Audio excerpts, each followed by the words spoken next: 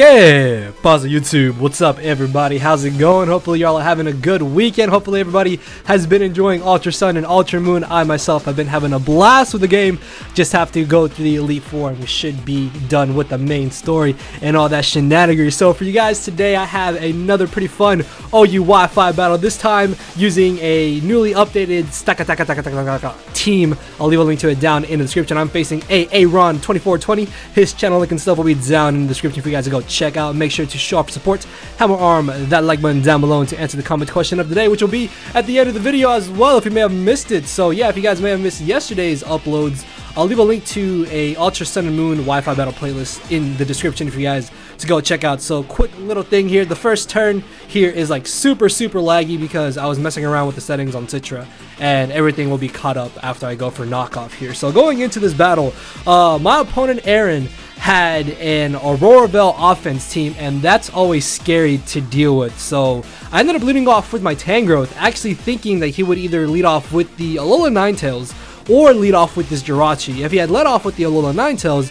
that would have given me a potential free switch directly into my Tyranitar to try and prevent him from just going straight for the Aurora Veil, and then we would have gone from there. But because he ended up bleeding off with the Jirachi, I'm expecting him to want to go for the Stealth Rocks or maybe go straight for a U-turn, which is why I go for the knockoff, and then I'm going to go for a second knockoff this turn, just on the off chance that he did want to try and switch into his Ninetales, because there is no way I can let Ninetales just freely get up Aurora Veil. If he gets up Aurora Veil, I'm going to get swept by this Gyarados, I'm going to get swept by the Naganadol, I'm going to get swept by the Zygarde. Basically, his team is just going to run a muck through my entire team.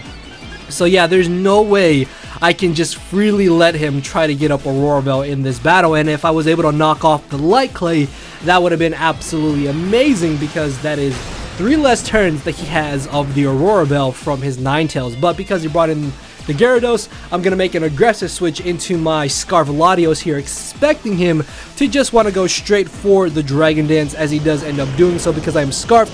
Even though he has a +1, Latios is naturally faster than Mega Gyarados, so I will be able to outspeed him here and get off a decent bit of damage with the Draco Meteor. Not gonna lie, was really upset about how little damage that Draco Meteor. I honestly thought Draco Meteor would do more damage, so I don't know if this is like a bulky Gyarados or maybe I'm just underestimating the bulk of Gyarados in general. Either way though, as long as he doesn't have Bounce, we should be fine here. So I will be able to live this crunch crit, and I will be able to knock him out with the Giga Drain. Now, up until like 2 or 3 more turns, we ended up DCing, so we had to replay the match, and in the original version of the battle, he didn't crit me with the crunch, so this crit could possibly play a bit of a role later in this battle, considering that Tangrowth would have been very difficult for his team to break through outside of the Naganadol, and as long as I have Tyranitar, I should be able to more or less deal with this Ninetales. So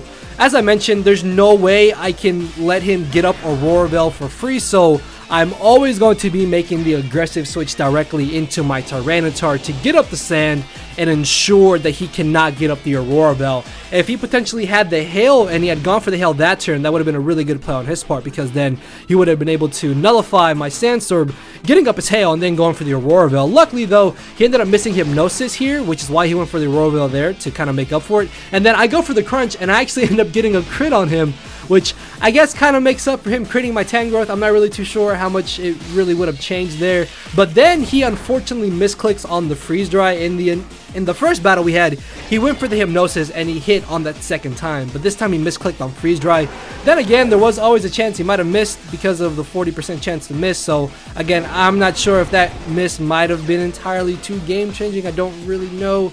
So I end up knocking out the Alola Ninetales, which is absolutely amazing because now I no longer have to worry about Aurora Veil. However though, I do still have to worry about his potential setup sweepers, as he ends up bringing in one of them, which turns out to be the Zygarde. I'm going to go straight for an Adamant Choice Banded Crunch, just scouting out to see if he was more of an offensive set or more of a bulky set, as he does turn out to be more of a bulky set considering the fact that I did below 50% to him. So I'm going to switch directly into my Landorus to get off the Intimidate on the most likely 1,000 arrows that he's going to go for. But then he pulls out the Coil, and now this is where I start panicking a little bit, because I have seen on Aurora Bell teams before that Zygarde have run Yachi Berry, which means if this thing has Yachi Berry, this could actually be a humongous problem. So I'm going to switch out here into my Tangrowth on the off chance that maybe he wanted to go for a Dragonium Z Outrage.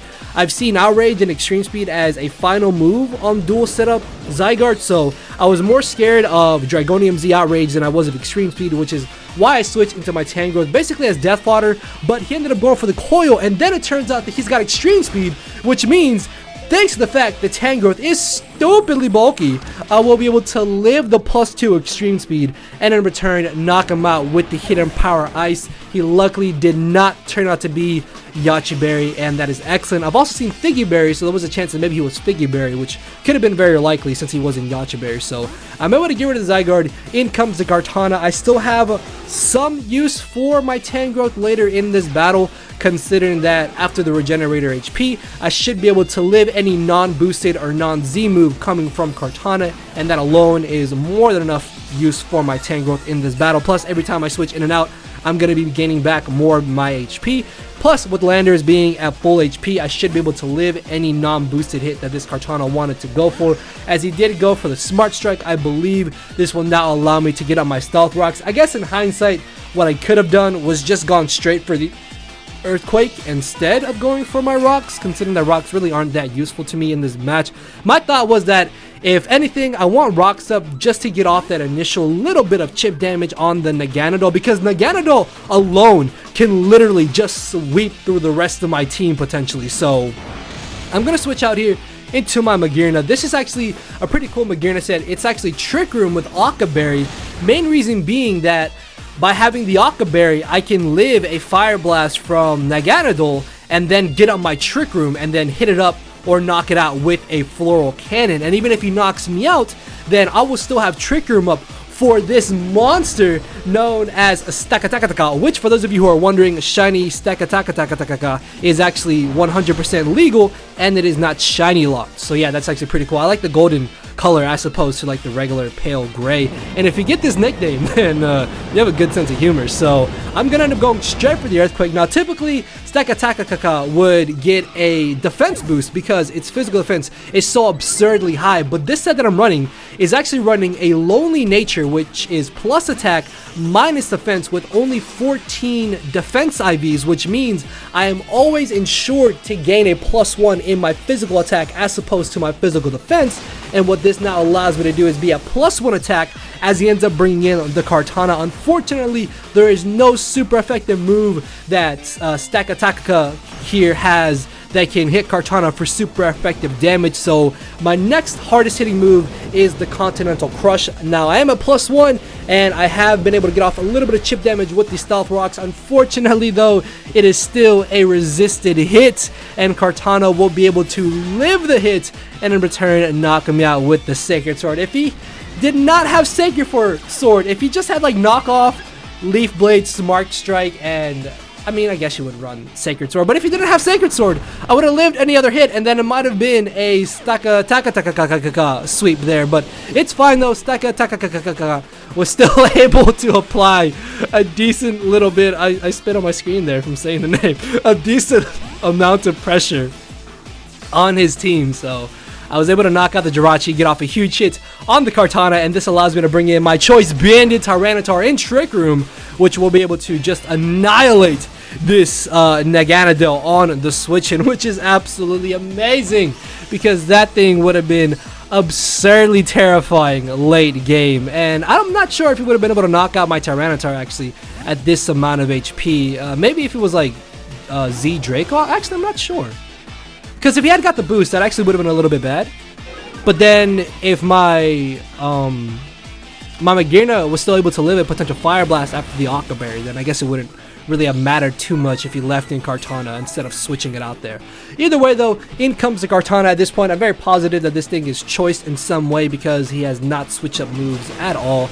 And after the Intimidate, I will actually be able to live to of these leaf blades. I honestly thought that second leaf blade was going to knock me out, because then that would have allowed me to bring in my Tangrowth, pivot out, gain back more regenerator HP, and even if he was like a +1, there's no way a leaf blade would have been able to knock out my Tangrowth at close to full HP, and then I would have been able to just pick him off with a knockoff or a hidden power ice. So yeah, good game to Aaron2420, guys. Definitely check him out. His channel link is down below. If you guys did enjoy the video, make sure to show off your support, hit that like button, and make sure to answer the comment question of the day, which is on your screen. So yeah, with that being said, guys, I will see you all tomorrow. I'm not sure if I'll have enough time to upload another battle or another video before this one goes up on Sunday, but hopefully I'll have a showdown live and another Wi-Fi battle for you guys tomorrow on Monday. So yeah, again, thank you guys all for watching, and I will see y'all tomorrow. So later, everybody. No matter where you're at, I'm not here to make friends, it's time to attack and deplete your HP with a final smash. Don't make me turn around and pull a 6-foot hacks. 6 foot hacks. Yeah. 6 foot hacks. Yeah. 6 foot hacks.